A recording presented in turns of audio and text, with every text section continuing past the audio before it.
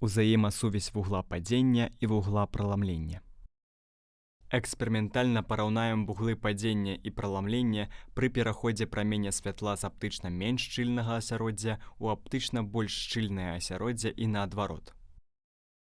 Для гэтага нам спатрэбіцца пасудзіна з вадой, падстаўка, лазерная ўказка.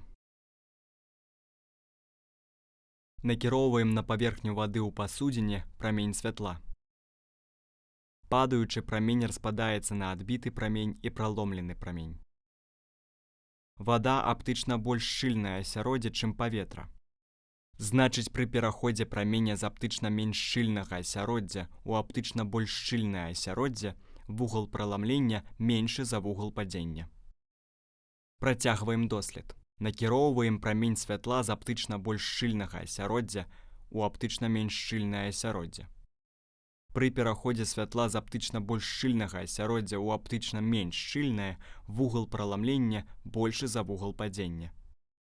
Гэта выснова лагічна вынікае з уласцівасці абарачальнасці, характэрнай не толькі для падаючага і адбітага праменяў, але і для падаючага і праломленага праменяў.